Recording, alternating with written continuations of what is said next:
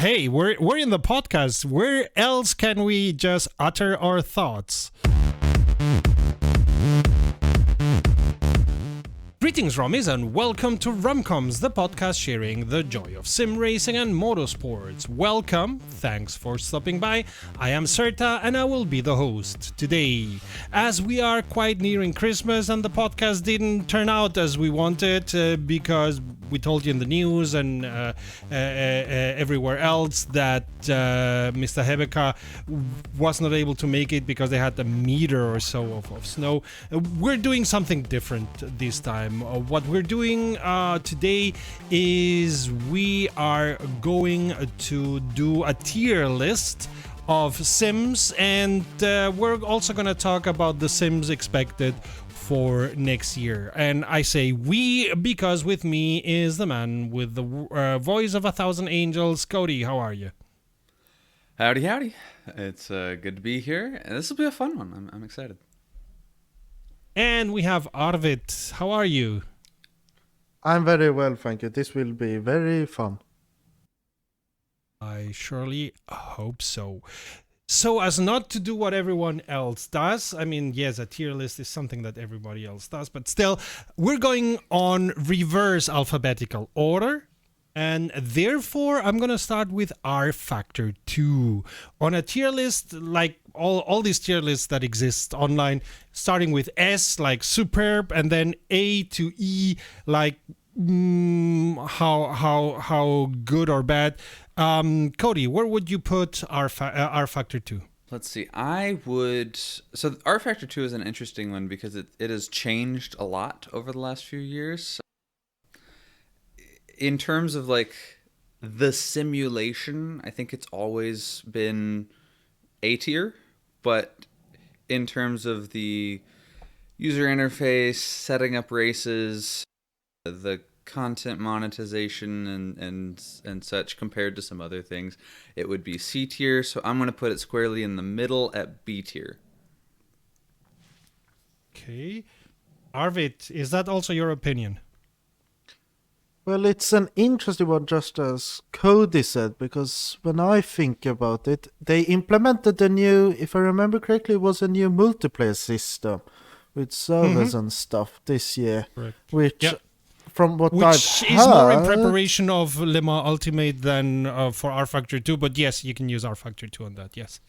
Yeah, it's for that, but I've been thinking, but I think I heard that it was alright then when I just think about it, the evolution this year. It's a very interesting. I would maybe take it down to C tier, but I would accept the B tier. Okay, C tier, why? I'm just thinking that generally I don't remember anything significant except this multiplayer thing which happened this year. Okay. All right.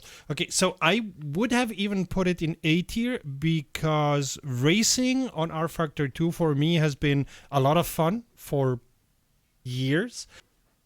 But I have to say, in one of the last updates, my SimuCube stopped working with rFactor 2, which surprised me a lot.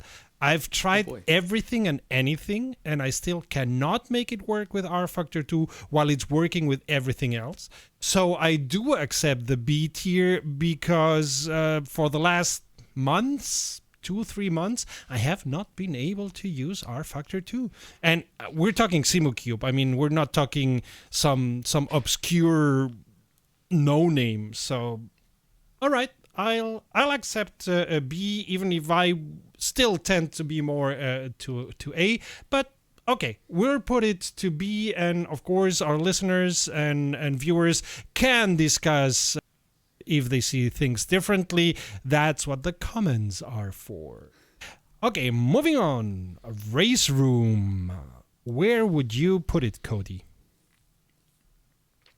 Oh boy. Oh boy. So... yeah, the Raceroom is one I'm not terribly experienced with in the modern day. When I was first getting into sim racing, I was very drawn to Raceroom, and I played a lot of Raceroom. But as I progressed further, I would say that I moved on to other things. So I guess the closest thing that I have to say about Raceroom is that the physics feel fine. I would put them around the same as rFactor 2s for me personally. I'm sure I'll get some heat for that, but there really wasn't a whole lot to make me stay with it, frankly. I didn't really like how expensive it would be to get the whole of everything, and I had the idea that oh well, I'll save up my, I think it was $110 at the time, and just buy the whole thing, and then I'll be able to play around with whatever I want. And I never did that because it never really had much draw to me. So I'm gonna put it below rFactor 2 and put it at C tier for me. The graphics on it are nowhere near as good as rFactor 2. Yeah. And I think that even rFactor 2 now, especially with the new multiplayer matchmaking for rFactor 2, paired with the rFactor 2 physics, that makes sense that Raceroom would be a C tier for me compared to rFactor 2. Arvid, Sector 3, or as they are called now, KW Studios, is at the end of the day a Swedish company, correct? So Yes. Does your Swedish heart kick in? Well, when we think about it, I actually had a very similar situation to Raceroom, like Cody, where I started out because I had my own little laptop and it couldn't run a lot of games. I tried ACC, didn't work. Raceroom, it worked because of the older graphics engine. But now with my more powerful PC, I have gone on to other stuff, which we'll talk about later in this video. And Raceroom, personally, I tried it earlier this year. The physics were okay, I think I remember. I would say worse than rFactor 2. And they have a few things which just I don't fully like, I would say. But I disagree a bit with Cody about the pricing, that it's very expensive when you compare it to other sims, but to each their own. And the new update, which will arrive on Monday, might actually, in my opinion, put it on the same class as rFactor 2, but currently, in the current state, I would put it in C. All right. So I think I agree with you guys. This is going to be a boring podcast because we're agreeing. I agree with you guys because Raceroom, when I started and I made a video, I was completely in love. The sounds are great, and they are still great. The sound engine, I think, is on a very high level, and I would say the sounds of Assetto Corsa, Competizione, and Raceroom are on the same high level. The graphics at that time, a couple of years ago, 4 years ago, I think it's a long time ago, were great. But I think Raceroom has fallen into the trap that rFactor 2 fell until 2 years ago, and that's very, very slow development.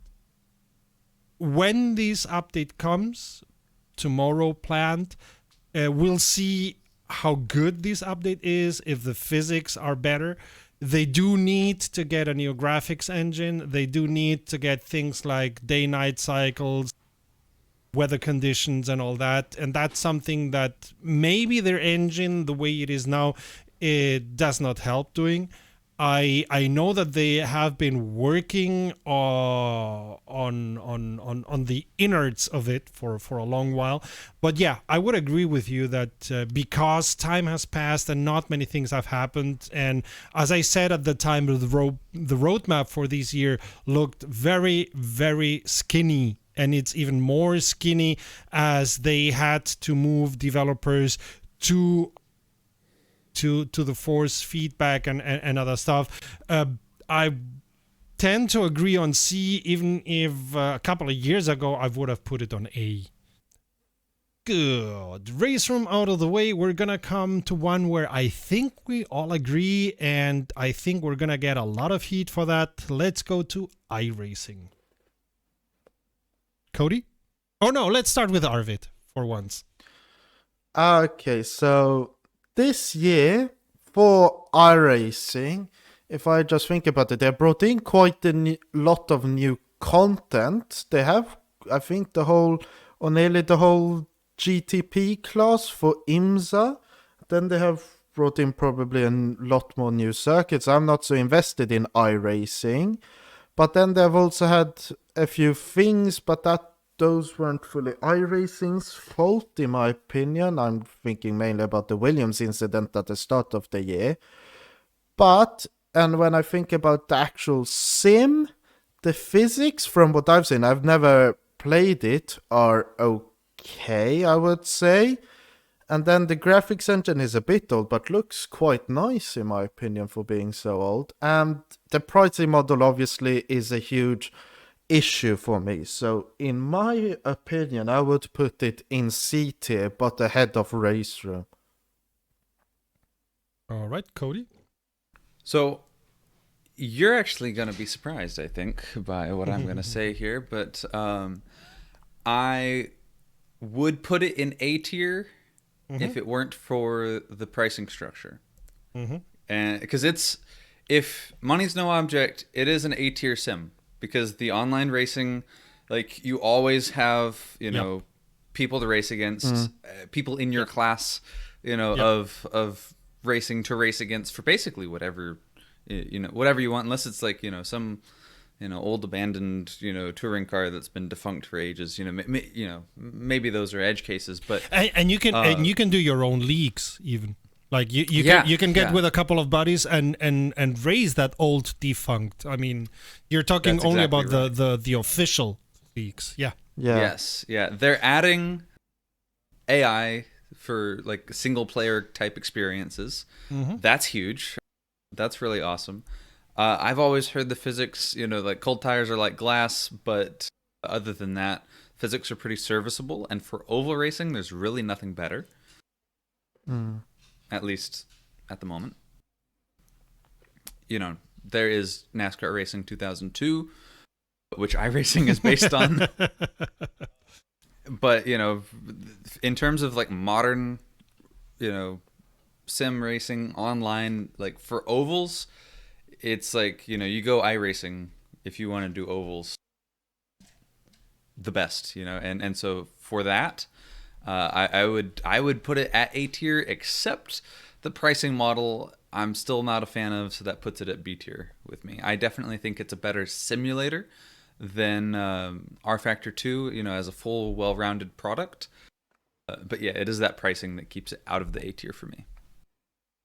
So I agree with what Arvid has said. They have been implementing a lot of new content, and with regards to tracks, they have done an incredible, well-balanced mix of oval, dirt oval, and road track, especially European, but not only. So that was very interesting for me to see in this year. About the cars, I tried it, and I gotta say the physics are, for me, horrible. On my DD, I was not feeling anything. Like, well, no, I was feeling something, but compared even to I don't know, Raceroom or other stuff, I was saying, well, what is this? The graphics on VR looked yucky. They may not look as yucky when you are on Pancake, but on VR it was a horrible experience. And adding to that the as you said, the pricing model, which is just profiting from the sunken costs fallacy, and that's why some people are so in love with that, because they've already sunk, I don't know, $500 on it, so it cannot be bad if I spend $500 on it. I consider it horrible what you guys have said, and it's completely correct. These leagues, the way that they are setting them up, the way that you have, I think it's every quarter, like you have a Q1 league setting, like there's different leagues, then a Q2, Q3, and then you have this week 13, which is we mix things up and just have fun, and if you crash, it doesn't matter because it does not have anything to do with your I rating. I think this is great, and this is the best community experience that you can have organized by a sim. No other sim in the ones that we're talking about has that yet.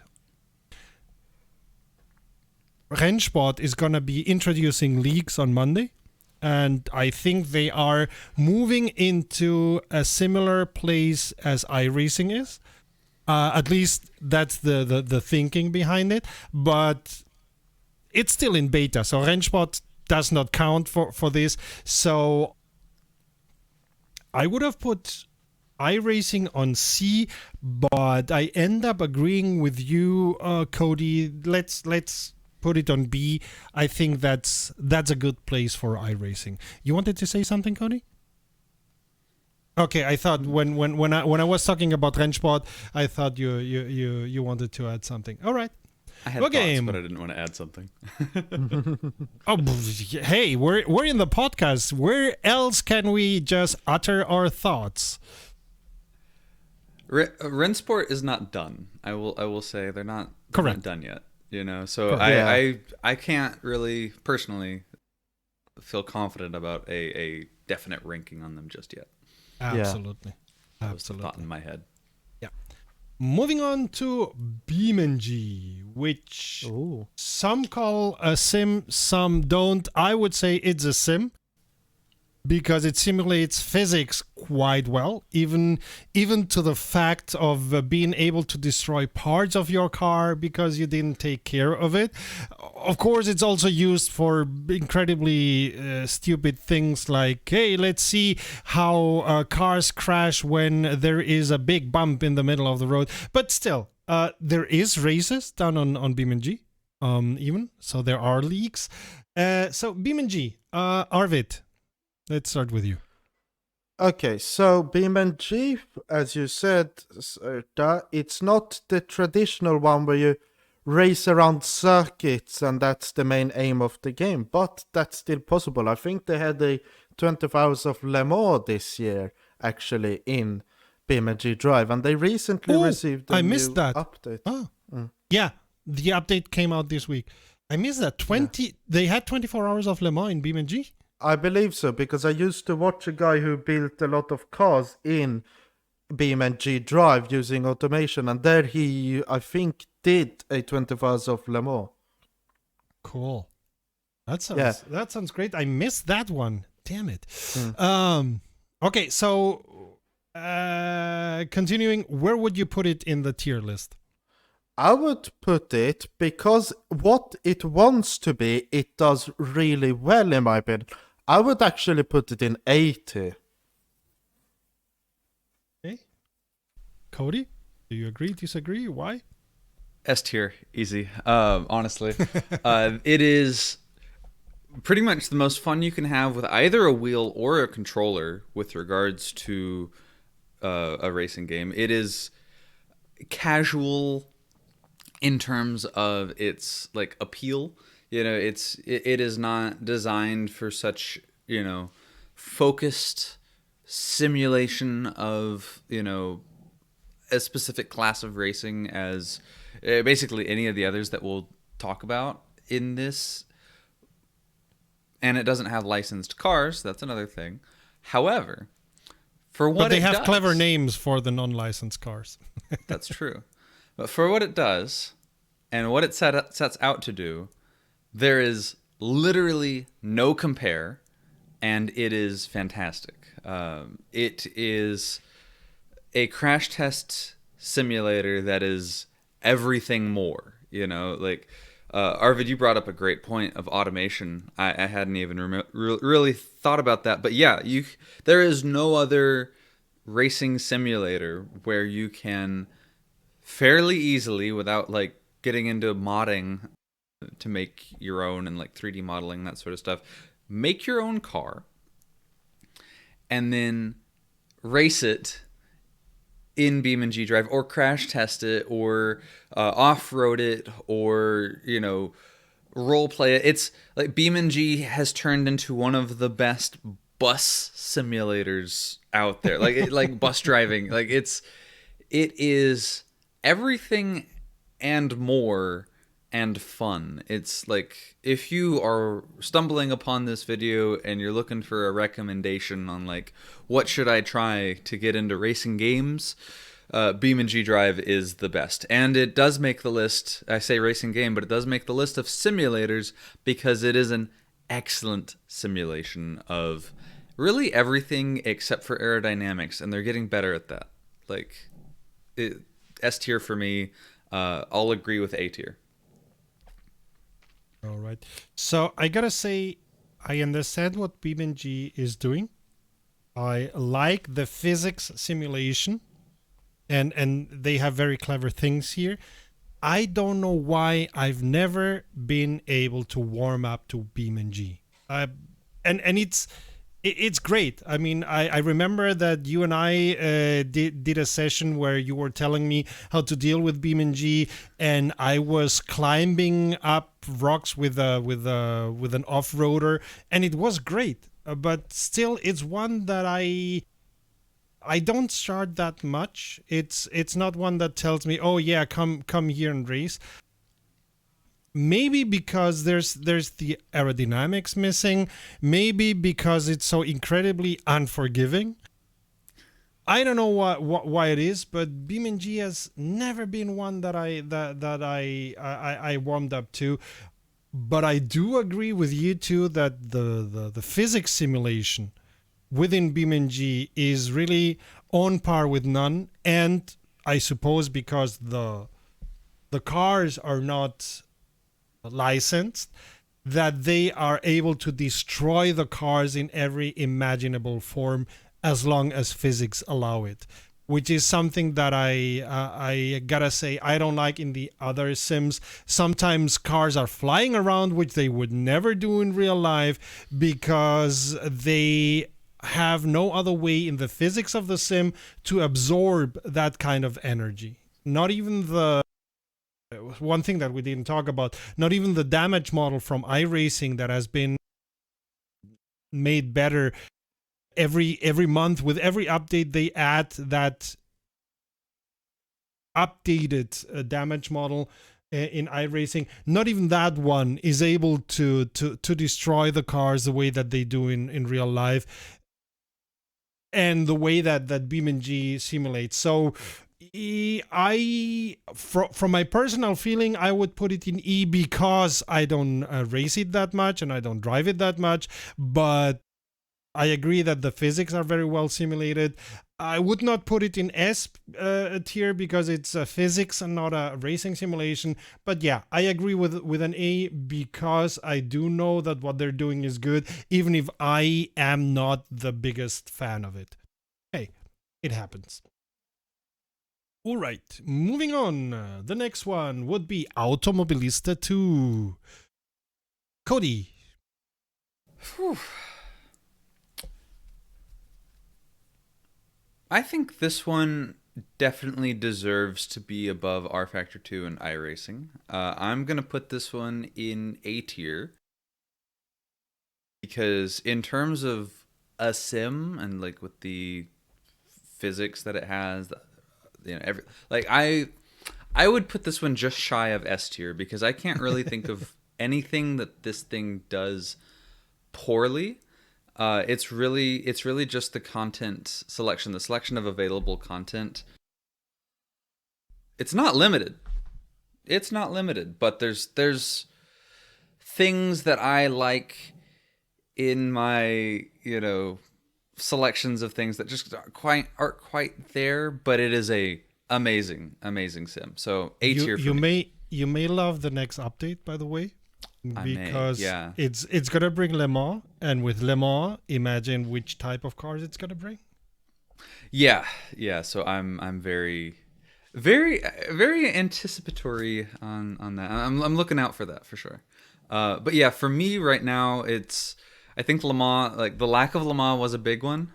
And so I think if we were to do this again next year, I may reassess. But yeah, right now, Automobilista 2 is an A tier sim for me. All right, Arvid. Okay, so here is basically the only sim I play because I'm not this person who likes to just play each sim which I own because they have their own things, because all of them have issues in my opinion.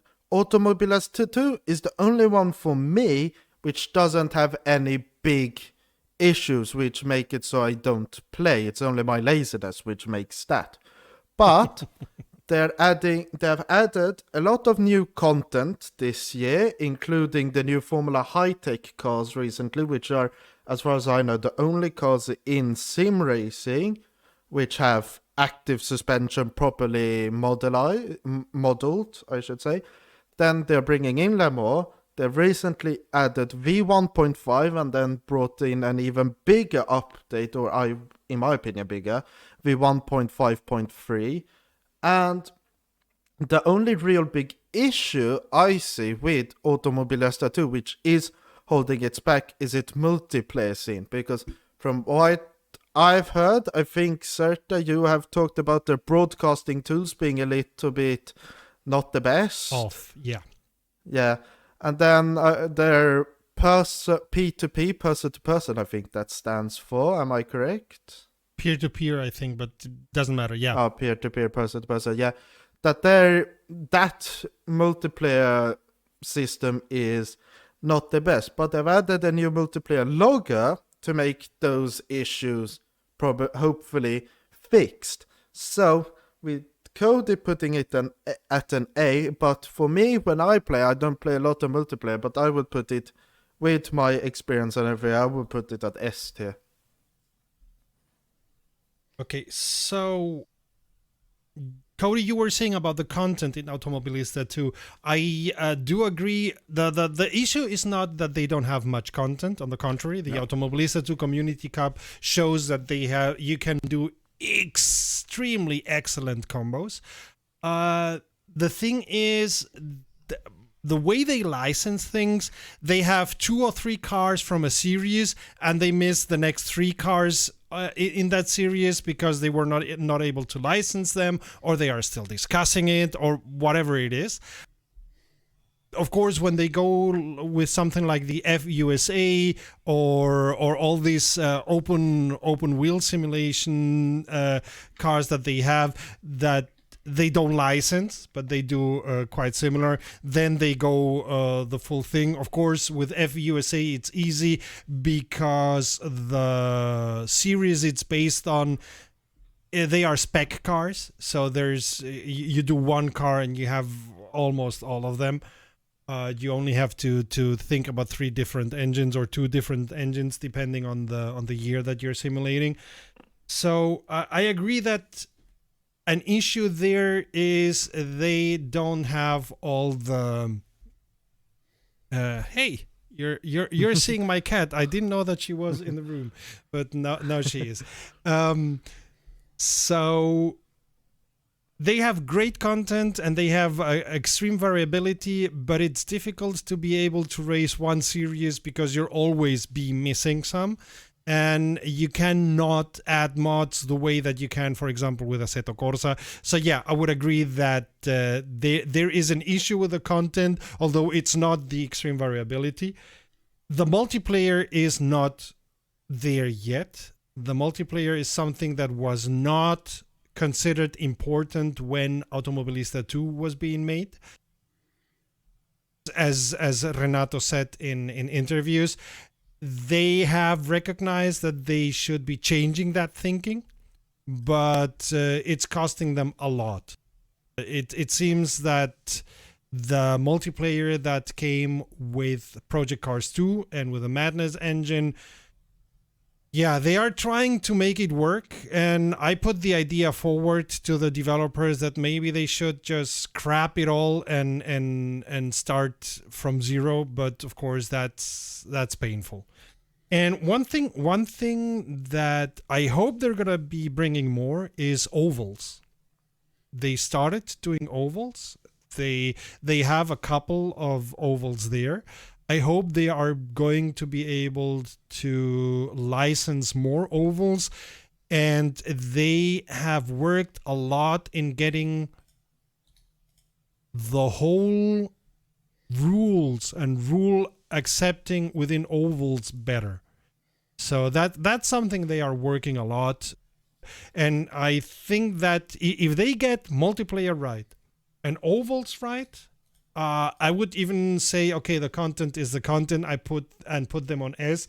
I tend to agree with Cody on saying it's an A plus. It's an A with a foot on the S level. Agreed. Agreed. Moving on to Assetto Corsa Competizione. And yes, we all know they're gonna bring Nürburgring. Arvid. Yeah, that's for next year, so I'm going to take that out of account because they're also bringing GT2 cars. Mm-hmm. And that looks very interesting. But from this year they had their big physics update which reportedly fixed their physics. I think it was to do with the suspension they fixed. But the then, active word is reportedly, yes. Yeah. Then that removed some exploits, but also brought in newer ones. The newest one, I think it is with maximum PSI for wet tires, which doesn't sound the best. And then you have the whole multiplayer scene around it is very popular, I would say. And you have a lot of big excuse me a races. moment. For those who haven't heard, on Assetto Corsa Competizione, on wet tracks, you just put the tires on maximum PSI, the wet tires, and you do better times because they have better grip than with any other tires and any other pressure on the tires. That's an exploit, of course. Quite assuredly. That would not work this way in real life. And I agree with you, Arvid. That is an exploit. I just was explaining it for those who may not have heard about it. Yeah. Well, when we think further, their single player isn't the best.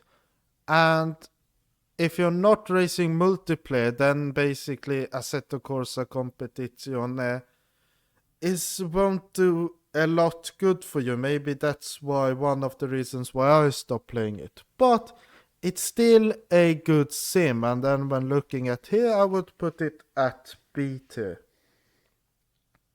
Okay. All right. Cody, what about you? I think, physics-wise, I would also put it at B tier. It's not really worse or better than iRacing for me. I think it's about on par with rFactor 2 in terms of physics. That is to say, the physics are quite good. I've driven a few laps in it, but if I'm keeping Automobilista 2 out of S tier because of the content, ACC is C or D tier for me personally. Mm-hmm. I'm gonna upset some people with that. We've commentated ACC. I will say the broadcast tools in ACC are better than anything else for broadcasting races, and there is something for that. So maybe that keeps it at a D tier for me. But for me, it's C tier, and I would play Raceroom before I would play ACC personally because I have so little interest in GT3 machinery. Whenever GT4 is the most interesting thing about your sim and the content that it currently has, I know that they're expecting, we're doing GT2 in the future, but they haven't done it yet. But yeah, if GT4 machinery is the most interesting thing about your sim to me, I'm not in. So it's C tier for me. Okay, so can I just say something? Go ahead. I agree with Cody. I want to put it behind Racerooms due to the content and Raceroom having Swedish tracks. Yep. There you go. So if ACC would publish Knutstorp together with Nordschleife, you'd be okay with it. It would be better, but still worse than Raceroom. All right, so I'm going to disagree with you two. Or I'm going to nuance my agreement with some disagreement. I agree that it's only doing GTs, and it's only doing GTs in at the end of the day, it's only doing GTs in sprint racing. I know that it can do endurance, I know it can do 24-hour cycles and so on, and I know that there are people using it for endurance, but there's not many communities out there who use it for that. The GT4s never made it for me. I did not like to drive the GT4s on Assetto Corsa Competizione. I do like to drive the GT3s. I've always hated that they stopped developing it before they started putting, I don't know, SRO Asia. I would have found it incredible if they would have put an SRO Asia DLC out with the tracks that they use in the SRO Asia, with the cars that they use there. That would have been great. If I would have been them, but I don't know which contractual discussions and licensing discussions they had with the SRO, I would have gone with the DLCs that we do are regional DLCs. Let's do an SRO Americas, let's do an SRO Asia, and so on and so on, and then the World GT Cup. And it's a pity that they never went that way, and it kept very much into the World GT, and even a little bit more into European GT, because I would have loved, as I said, to get an Asian DLC. By the way, it's something that I'm always nagging the Automobilista 2 devs about. I think if they would do a big DLC with Asian tracks and even Asian cars, they would sell it like there is tomorrow. There is no tomorrow. But from what we hear from the boss of Reza, the Automobilista 2 developers, they still are selling it like there is no tomorrow. So hey, more power to them. I'm gonna be very subjective here and say I like to drive ACC a lot. For me, it's lots of fun. As I said when we talked Raceroom, in my opinion, it's got the best sound together with Raceroom of them all. And therefore, for me, I do understand why you put it on C. I would rather put it on B. Like, it's not top level, especially because it only has GTs and GT3s mostly. Yes, it's got the GT4s. Next year, they're gonna, for some reason, publish the Nordschleife, even if in theory they are not developing it anymore. But somehow, I suppose the SRO came around and said, here you have that and that much money. Do the Nordschleife, do the GT2s, and then we call it a day, and then you can go ahead with AC2. Maybe they needed a couple of thousands or millions to be able to finish AC2. I don't know.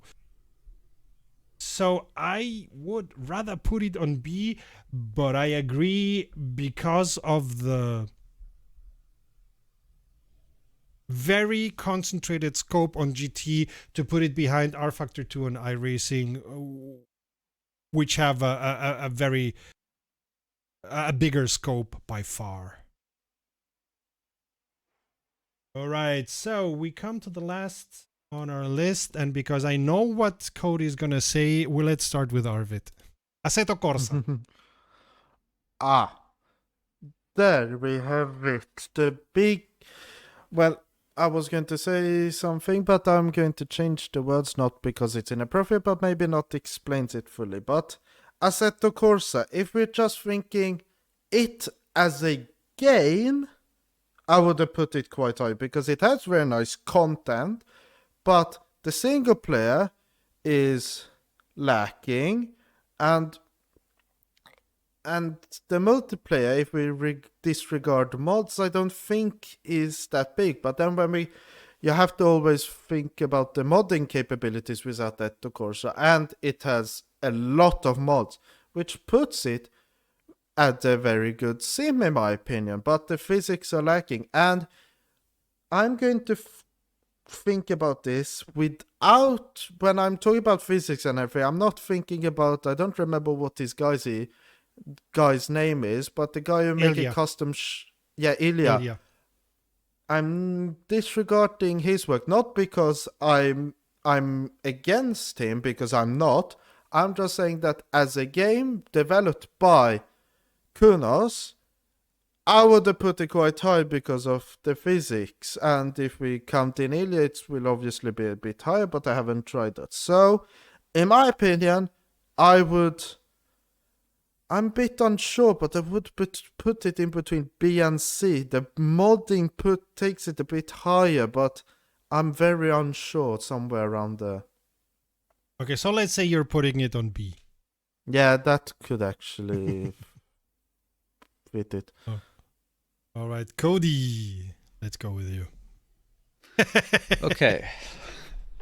So, obviously, I love Assetto Corsa. If you've been watching the podcasts or know anything about me, I spend way too much of my time driving an Assetto Corsa and adding mods to Assetto Corsa and making mods for Assetto Corsa. I think some people who know me best would probably expect me to put it at S tier. But I think in contrast to Arvid, I'm ranking kind of my best possible install of Assetto Corsa, where you are using custom shaders patch, you are using it with the rain previews, you are using it with all of these tracks. People have like the AC track reboot project, like those guys, and so many other high quality mod makers who have made just absolutely beautiful tracks and environments, and there's gotta be tens of thousands of car mods created for Assetto Corsa, and probably close to 10,000, if not a little over, track mods. Like, if there is a real world racing anything, if it's in a sim, it's in Assetto Corsa. And it's not even racing. It's drifting, it's no hezzy, it's whatever. Yeah, there's No Hezzy is a great example. Like, there's no comparison. I talk about Beam.NG, how it's got a bus simulator, just just in there. Assetto Corsa has a drive like a maniac on the highway mode, just kind of in there, and it really is the community that has made it what it is ever since it got its last update. But that is one of the other things. It's not supported anymore, so there's no update that's going to come in and break all these mods. So that's the beauty of what has made it so good. I think is actually that Kunos moved on. Mm-hmm. They gave us a pretty good base. I would disagree with a lot of the people who say that the physics are bad. The physics are simple, and the curbs are bad.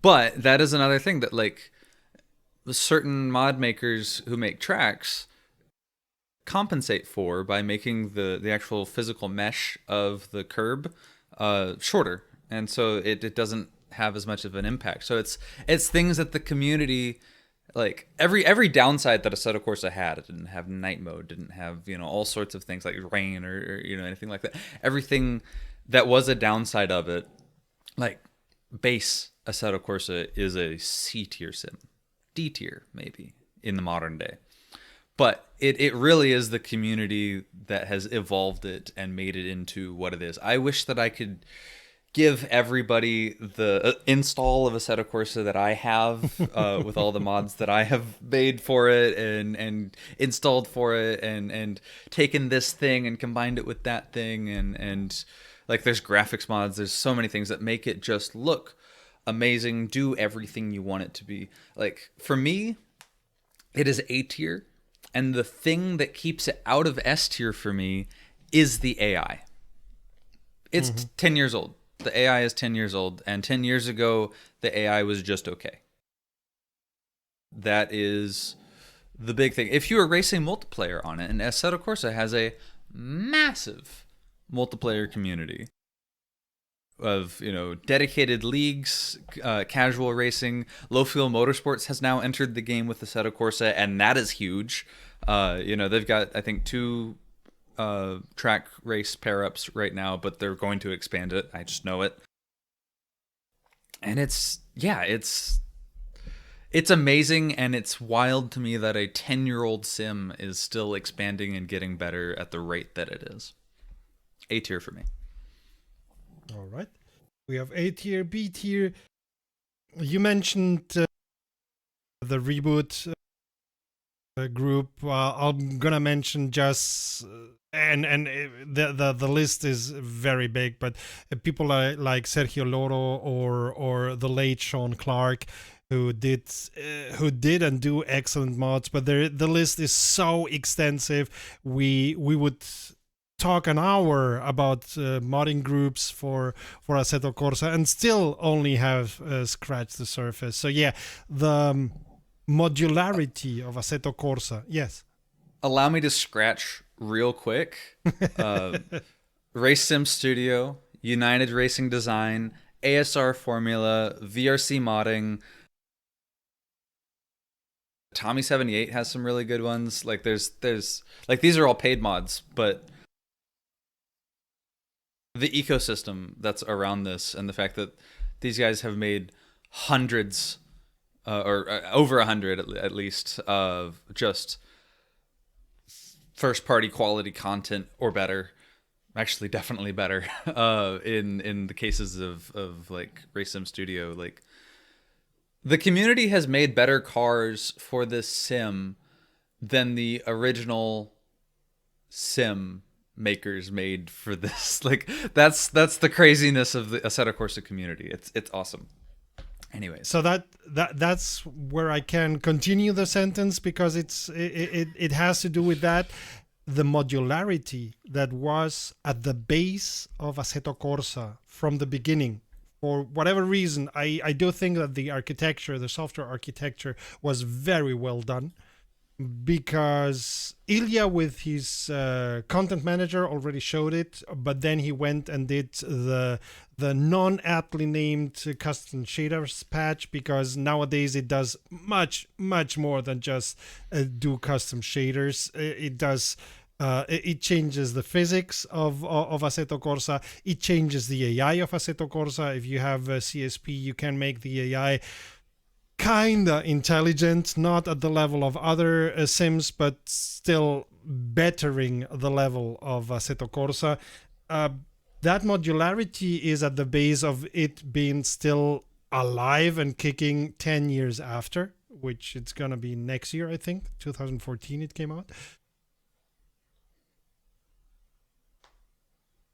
The multiplayer is quite alive, and yes, you mentioned Low Fuel Motorsports, which I don't know why they didn't start with Assetto Corsa, because they are the low-hanging fruit. It's quite easy to make a multiplayer for Assetto Corsa, but still, it's showing its age, which is not something bad. I mean, if you have done a product that a software product that 10 years after, and you are not updating it anymore, it's still as much alive, and it's being used for drifting, it's being used for toge, it's being used for no hazy, it's being used for racing, it's being used just to drive around the city. Just completely normal traffic. Like, we're not racing, we're just driving around enjoying ourselves. If people are enjoying it in so many different ways, I feel it should be at the level of Beam.NG, because people are also enjoying Beam.NG in so many ways. So I would even I would tend to put it into A, even despite the physics that are not up to date, because it's 10 years old. Despite the AI, which is not up to date because it's 10 years old. But if you get the newest CSP from Ilya, from his Patreon, you can get a fantastic game nowadays. For, I think the ultimate on sale is €8 USD. So I would put it on A, because of that. But then we have stuff like rFactor 2 that we put on B. I'm not that sure to put Assetto Corsa on A and on par with Beam.NG when we've put rFactor 2 on B. Therefore, for me, it's a high B or a low A, so I would leave it on B. I mean, if they would have continued doing Assetto Corsa and working on that, I'm sure we would be discussing if we put it on S or on A, and almost agreeing to put it on S. Which brings me, I'm great at segues today. Which brings me to the next couple of things that we're not going to put in a tier list because it makes no sense.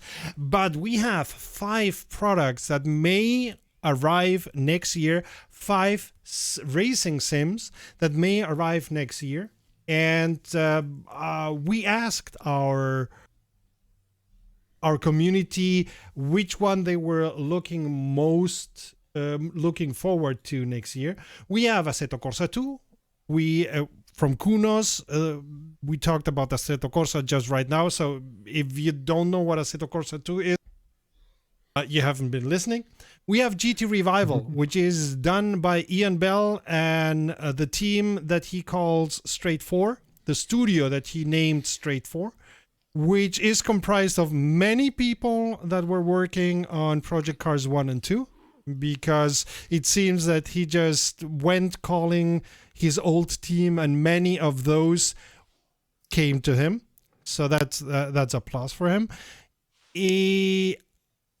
I thought it was going to be based on the Madness engine, but it seems it's going to be using UE5. So I'm not sure. They had Straight 4 and Reza published that they had a strategic cooperation, but never explained what it meant. I thought, and many with me thought, that it would mean they were using the Madness engine. And maybe they are still using the Madness engine for a lot of things, but not for the graphics, clearly, because that's going to be UE5. We have Le Mans Ultimate, which is going to be based on the rFactor 2 engine, and it's going to be, as far as I know, the complete WEC 23 and 24, but I may be wrong here. At least, as far as I know, it's going to do the WEC. We have Pista Motorsport, which is an Argentinian sim, that for now it's going to be simulating the cars and tracks of the series that is called something like Pista Motorsport. So it's going to be starting at least with one. It's very difficult to get information from them. I've sent them a lot of emails and they don't answer. I've even sent them emails in Spanish, in correct Spanish, not translated by Google Translations or something like that. But we're not hearing a lot of them, so I'm not sure if it's going to be there next year, what it's going to bring or whatever. And we've got Rennsport, which started as a GT3 simulator. It's got the Praga now. On Monday, they're going to publish an update, which is going to bring the first community built city track, which is going to be a fantasy track, and which is not there yet, of course, like none of these here, but it's in closed beta, and about 40,000 people have a key, including, I know that you, Cody, Ike, and me. I don't know, Arvid, do you have a closed beta key for Rennsport? I do. All right, so we all here at least have a closed beta key. It's one that I've been following nearly. So let's do a very quick and dirty tier list, not as precise, because we're gonna be talking about. So we're gonna be talking about. We're gonna be making a list of the best tasting dishes without having cooked them. So, let alone tasted them. So Superlatives, most likely to succeed. Hey. exactly. So this time I'm gonna go alphabetically. Assetto Corsa 2. Cody, where would you put that based on the information we have for now?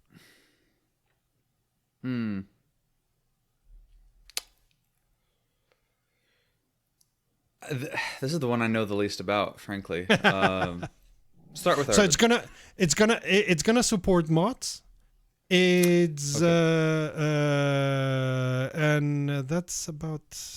No, I mean it's about most of what we know. We don't even know if it's gonna support Assetto Corsa mods or if there's gonna be a path to update or something like that. We do know. Then how can I rank it?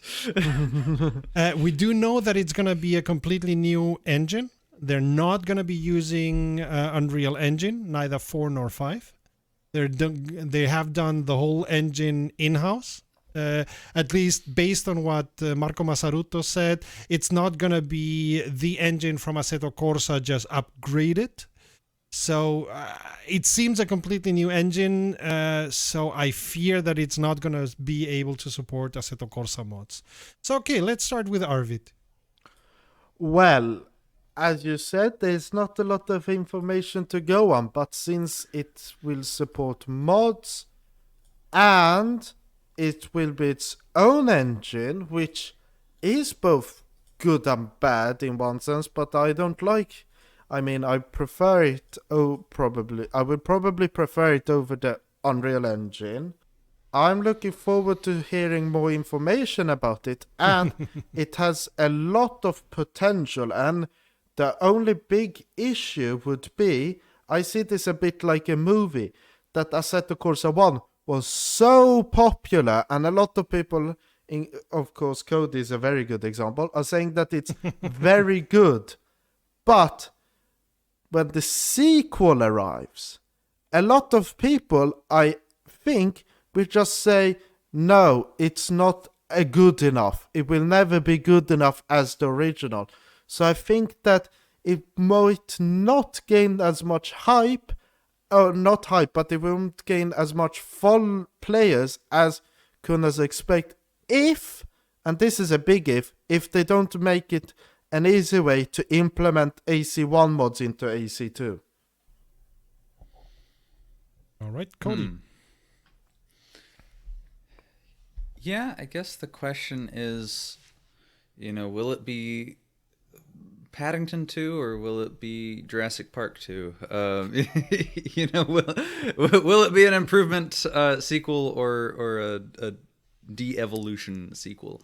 I think I think I am very anticipatory on this one, like projected, very subject to change ranking if everything goes according to plan. A tier, if you think Assetto Corsa but better and also mods, sure, I can get behind that.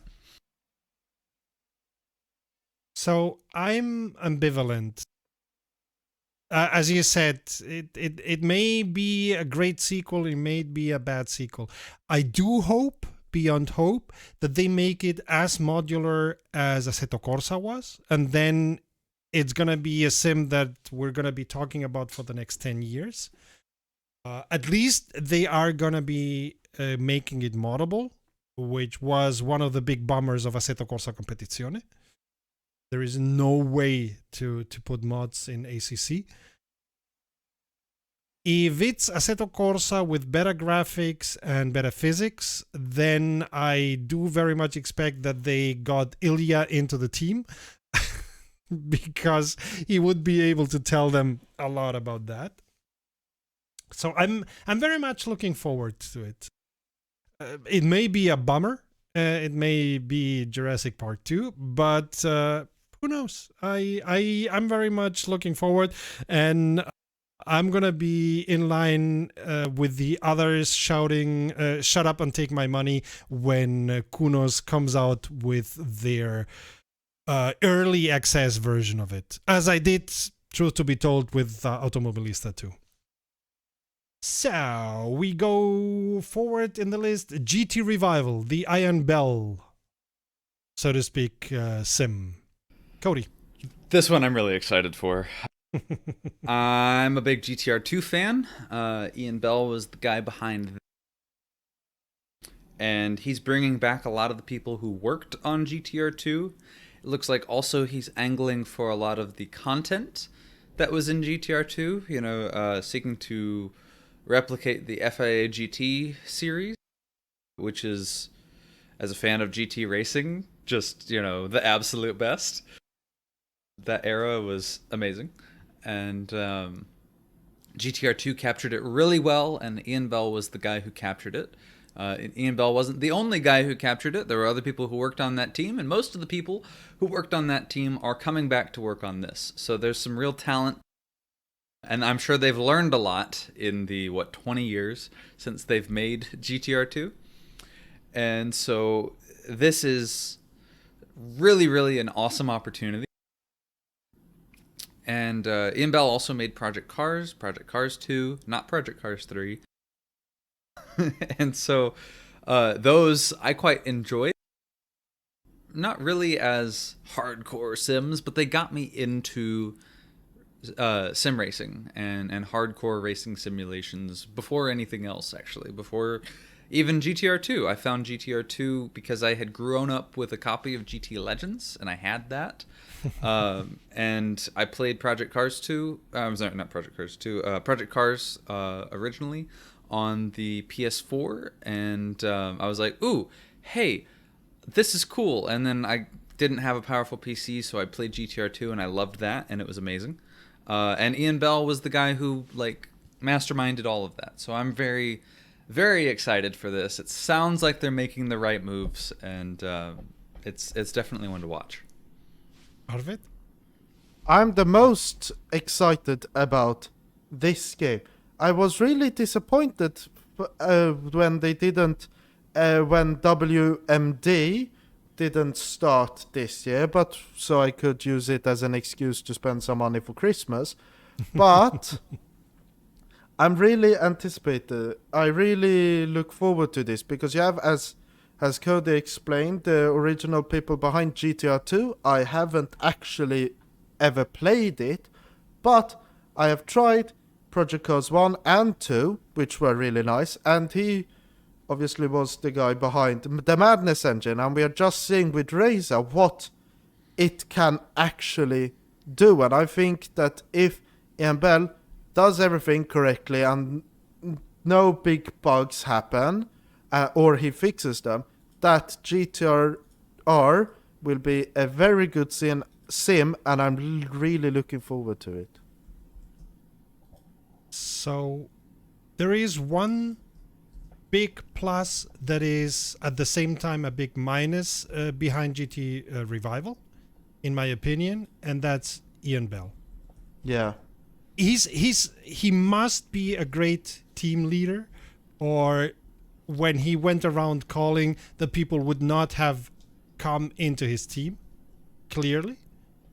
And he, with Project Cars and Project Cars 2, he did nice racing games. The GTR2 is a fantastic game. I played that so often with my Momo wheel, which I think you can see behind me somewhere. No, you can't. Yeah, you can. I've played it so often with my Potato PC years and years ago. So agreed, what he produces is great. What I hate is his big hype machine. He's always hyping things to high heavens and whatever, and he's talking so much crap. He should shut up a little bit more, concentrate on his clearly excellent team leading skills, and just leave Twitter be and just do something, because that's what I hate. He did it with Project Cars. He did it with Project Cars 2. He hyped things. He was talking about conquering the world with those sims, and he jumped short. He came up short. Not dissing Project Cars or Project Cars 2, but based on what he was promising, it was only half of it. So my issue is with him being this enormous bullshit producing machine, and he just should shut up and work with his team on doing what he does, and that's great racing games, great racing sims. So GTRevival, it may be excellent or it may be meh. Like for me, Project Cars and Project Cars 2, there were great racing games, but they were not sims, and he had promised us sims. So maybe GTRevival is gonna be great, maybe it's gonna be meh. Can I just add something? Come again. What I think is really interesting, I don't know how big of an impact this has, but if I remember correctly, Ben Collins is working for them now, or has been for a little while, as the test driver. Wasn't he already on Project Cars and Project Cars 2? I have no idea, but I just remember that he said that they had joined their team for Straight 4, and I thought it was really interesting. Okay, Cody, do you know? I thought he was already in PC and PC2. I don't know the name, honestly. He was the Stig for Top Gear. Oh, okay. I would have to look it up. So I'll go to DuckDuckGo after the podcast and take a look at it. Moving on, Le Mans Ultimate. Based on rFactor 2, quite possibly not accepting mods. At the end of the day, a WEC simulation, or that's what we hope. Arvid? Well, this one, it's a bit, what I'm about to say might be a bit confusing, but I'm the least anticipated about it, but that's mainly because I don't think it will happen. Yeah. Because I've been following the whole thing about it, and I've been following the stock price for motorsport games to see what's happening. Mm-hmm. And currently, it doesn't look so good. And I've just heard they've had mass layoffs, and they've had a lot of funding issues. Now they've sold off quite a few licenses, which have given them some funds. But this is a game, if they don't release it, or if it goes badly, like what happened with their first game, NASCAR, I don't remember which one. What's NASCAR 21 Evolution or Revolution or whatever. Okay. But that one didn't do so well. NASCAR 21 Ignition. Now I remember. Yeah, that's what it's called. But from that, I can only say, because that was also supposedly based on RF2, but put it to Unreal Engine. So we'll have to see. But either, in my opinion, either it doesn't come out or it comes out and it won't go so well. It can obviously go well, but in my opinion, it doesn't look so likely. Cody? I am very excited for Motorsport Games' last game.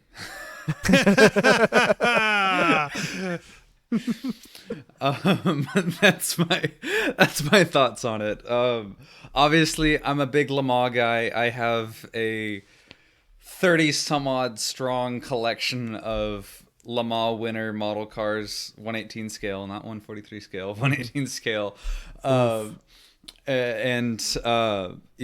like.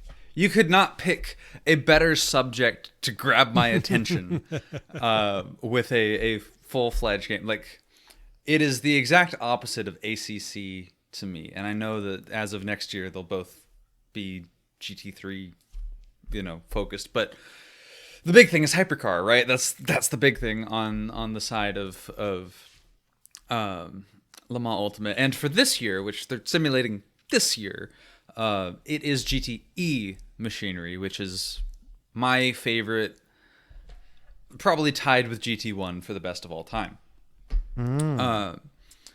And so I'm really, really excited for this.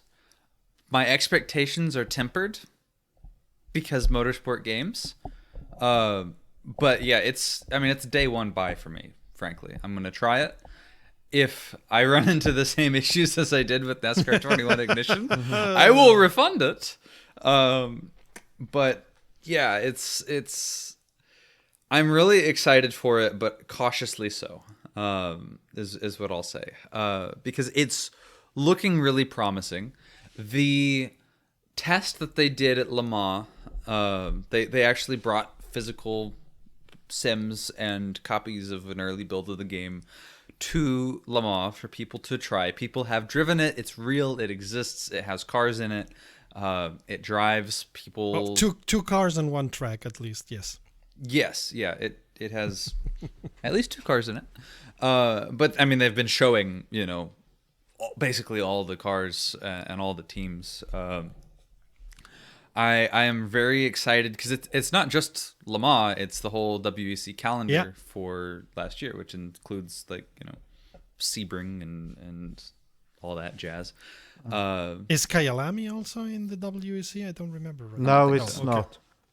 But they've got Spa, they've got Monza, they've got all the best circuits in the world, basically. Monza, who wants to drive Monza? Nobody wants to drive in Monza. Not I online. I want to drive in Monza. Everybody. Spa and Monza. I don't want to drive in Monza with people who suck at driving, but I want to drive in Monza. Spa and Monza on GT3s is what everyone wants to drive, and everything else then goes off a cliff. So yeah. But anyways, so Hypercar is super exciting. They'll be simulating,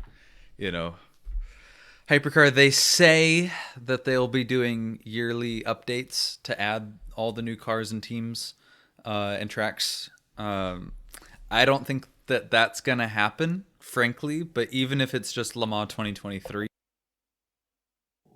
or the WEC 2023 season, that's enough for me for a standalone sim buy. I don't think it's one that I will play with as much lasting regularity. I don't think it's a sim with legs, but I think it will be a good sim if they pull it off. And then I think that they will go broke afterwards. I fear as much. So I'm with you on the. We're gonna enjoy the last game from Motorsport Games, and from Studio 397. I fear too. This is another shut up and take my money sim for me, because I like driving. I've always liked driving sports prototypes. The hypercars are the nearest to that old class LMP1s, LMP2s. So I'm gonna be loving driving them. Le Mans is a great track, has always been a great track, and the rest of the WEC are known tracks. Sebring, I haven't driven that much, so I'm looking forward to drive Sebring in a hypercar. So let's see. Respect the bumps. Oh yes. So yeah, I'm looking forward to it, even if I fear we're not gonna get even WEC 24 because they're gonna go broke after that. But hey, who knows? Maybe it's gonna save them, and they're gonna be able to survive with rFactor 2 and WEC, and then continue doing great things. Plan or else. For the developers of those two, I hope very much it's that way. For management, I don't care. And before we go further, I just want to say that after Cody talked about his collection, I just remembered I had actually the Peugeot 9X8 Lego Technic version behind me, so I've been showing it off the past 10 minutes probably. Look at that. Nice. We're looking forward to seeing it. Yeah. It's a really nice model. At the moment, because of Discord, we cannot see the image from Arvid to everyone on the podcast, so that's why we don't see it, but we're looking forward to see it in the video that he's recording. And it does indeed have it doesn't have a wing. Of course not, because it's the 23 version, right? Yeah, not the 24 version, which will have a humongous wing, supposedly. You're not talking into the microphone. We only know that you're talking, but it sounds like mumbling. Yeah, I just said it won't have a big wing like supposedly next year. Anyway, to the one which is, I suppose, the most unknown, even more unknown than Assetto Corsa 2, Pista Motorsport. Argentinian sim with tin tops that are not GT3s on, as far as I know, Argentinian tracks. This runs in the opposite direction of ACC for me in terms of content. ACC is GT3. It's ubiquitous. Everyone knows it. Everyone loves it but me. No one knows what these are outside of South America, probably, and probably even most. I'd wager that if you asked most people across the continent of South America, hey, do you know what that is? They'd probably say no. That's just my guess. So I'm not really looking out for it, but if it's good, I'll try it. Arvid? Well, I've seen it a bit as Automobilista 2, because Automobilista 2 have a lot of series I'd never heard of, and a lot of tracks I'd never heard of before playing it. But now they're really nice, like the Brazilian Stock Car series. But from what I recall, Pista Motorsport, I think it will have Buenos Aires as a circuit, and Amongst others, yes. yeah, amongst others. And isn't it based on Unity? I think so, yes. Yeah. Which may be a good idea, may be a bad idea. We'll find out. Well, the past months haven't been so good for Unity. Agreed. Agreed. That's a whole other discussion, which I mostly agree with. Yes. Yeah. So Pista Motorsport, I'm looking forward to it because it's gonna be something completely different. Like Automobilista was something completely different, and Automobilista 2 is something completely different. I mean, without Automobilista and Automobilista 2, we would not have a track that is as great and as unknown as Ibarra, which is just fantastic to drive on. And the Automobilista 2 Community Cup from 2 weeks ago should show how great that track is.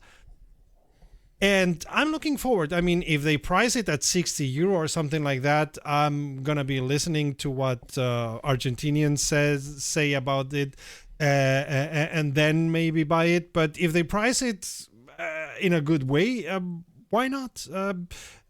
Driving something completely different. I mean, not completely different.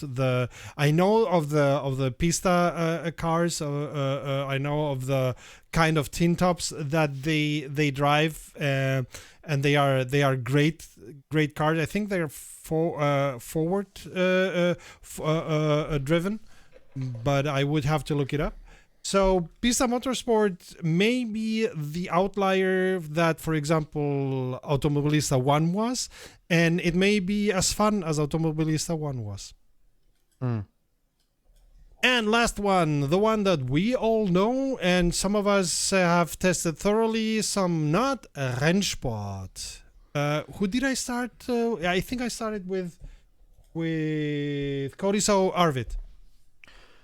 Well, are we counting in what has happened? What has happened this year? I mean, as in what we cannot talk about what is coming out on Monday because it's not Monday yet. I haven't driven on it, so no. Yeah, I agree with you. Yeah, but from what we know about it, it looks interesting, and their strategy has been I don't know, I wouldn't say bad, but it has been very odd, their strategy, in my opinion. With everything, like, not even having a closed beta or anything, but they're really pushing it for esports.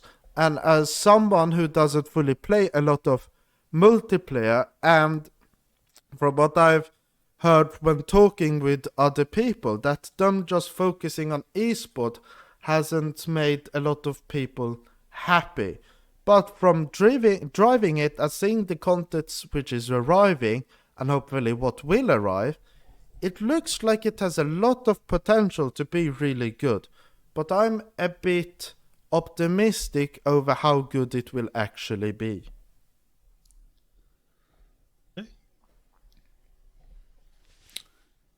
So, Rennsport is really a mixed bag of expectations for me. I have driven Rennsport. Speaking about hype machine. Yeah, no kidding. The physics are all right now. They're serviceable. It is a sim. It exists. It's there, and it feels like a sim. The force feedback, I think, is like needs to be ironed out a little bit more, just of the build that I played most recently. And every dev I've talked to agrees with you. Yes, yeah, they're aware of the major issues with the handling of the game, which is good. You know, they're not like, you know, oh no, you know, none of that. They're like they understand. My biggest thing is everything around, like, as a product. They've been very flip-floppy on how things are going to work, what things are. They're working with Assetto Corsa modders, like Nuke Drop, Tyrone. From a very early on point to talk about, you know, adding content. They've talked about having a marketplace in Rennsport for purchasing assets, having a store, like a mod repository, essentially, where you can download mods, purchase mods. I'm, generally speaking, tend to be against paid mods unless they are incredibly good. I mentioned before United Racing Design, Raceroom Studio, VRC, like those are paid mods, those guys. But those are very much the exception, not the rule. And it seemed to me that Rennsport was going to be having added on content as like a paid thing as the rule, and free things as the exception, which I wasn't really super on board with. There was also a lot of the conversation around, like, kind of, they said like, oh, it's not a bleep NFT game, you know, like that, like they said that, but there was a lot around like blockchain kind of stuff for, like, you buy like a guy races with a car with a certain livery on it, and then you can buy the like token of that car, so now you have that car. They've dropped a lot of that marketing and messaging with the crypto crash, but it's like they haven't said anything about it really since then. So I'm just, well, the update on Monday will bring that functionality, because they are doing leaks. They are doing 2 holiday leaks, and the people who are gonna be winning those leaks are gonna get their very special own car with what they call EVIN, EVIN, which is gonna be something like a very specific code that is gonna tell you this is the car that won the Holiday League 2023, and that's gonna be just for one car, or that specific car.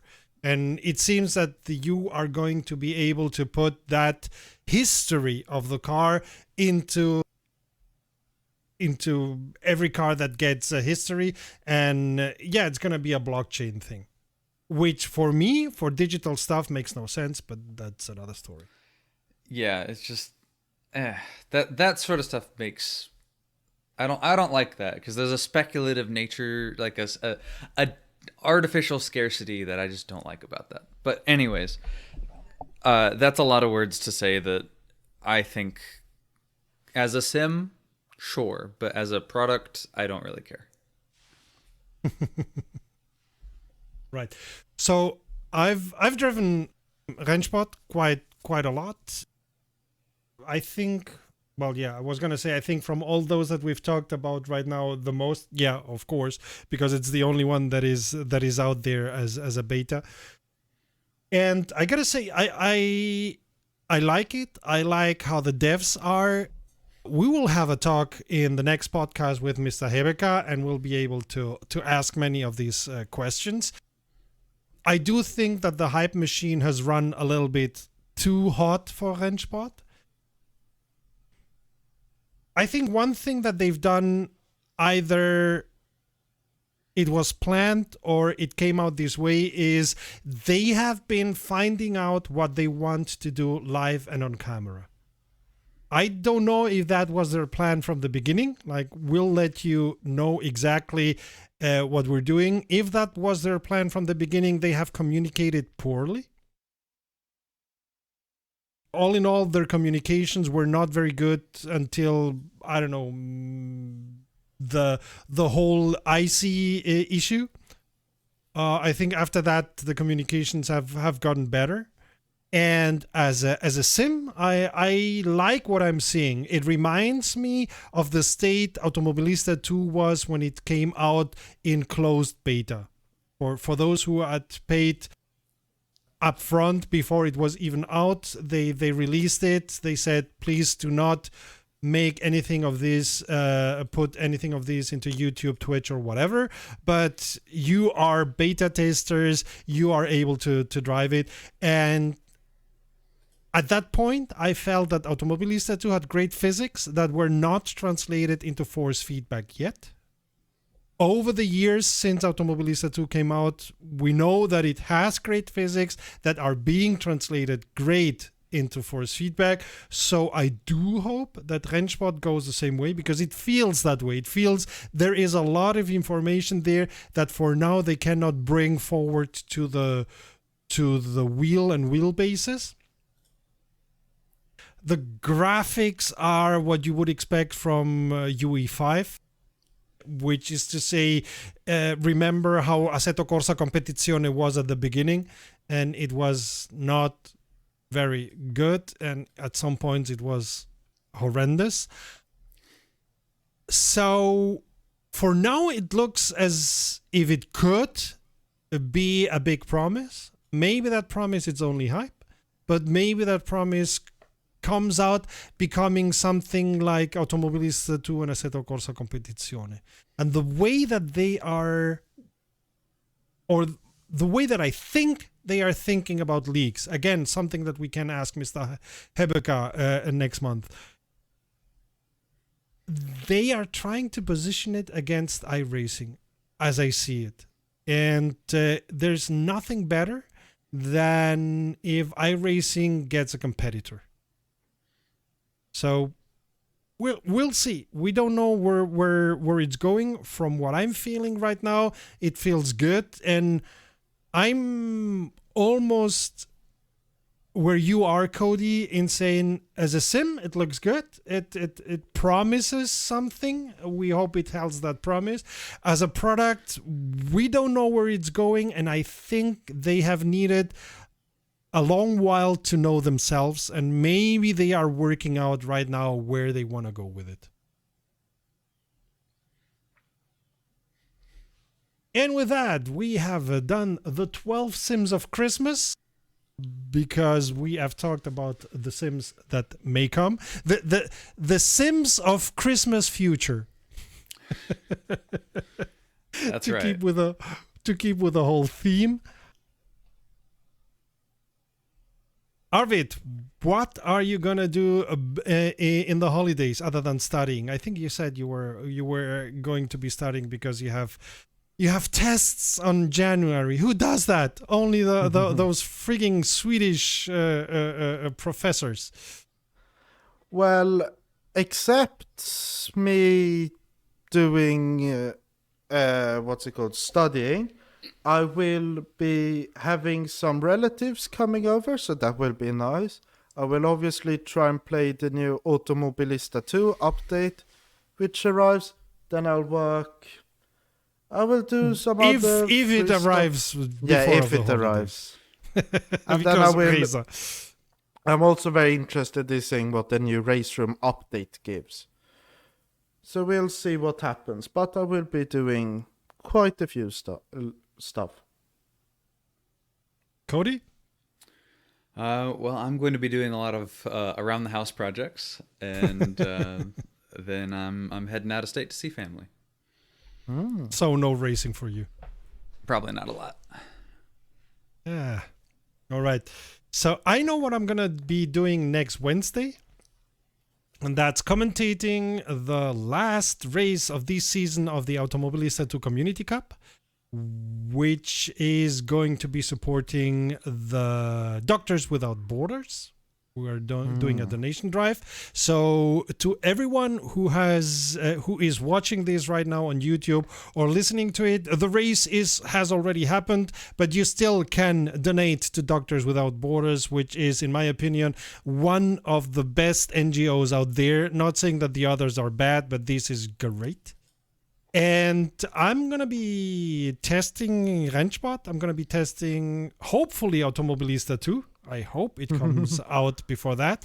With Le Mans, which we all hope they're going to bring, and Endurance, which we hope it will bring. And I'm going to be testing Raceroom. So I'm going to be doing a lot of driving, I suppose, off camera, but maybe I'll do some videos about it that you will then be able to watch. Any famous last words from any of you? Cody, Arvid? No. Happy holidays, everybody. Yeah, happy holidays, even if you do it on the 24th, the 25th, or whenever the Orthodox people do it. 6th of January. 6th of January. Or over a period of, 8 days? Yeah, that too. Hanukkah. Yeah. The 12 days of Hanukkah. No, we don't have 12 days of Hanukkah. I'm quoting a sketch by I don't know what they are called. They are a great musical group, and they have the 12 days of Hanukkah. No, we don't do that. It's a great sketch song.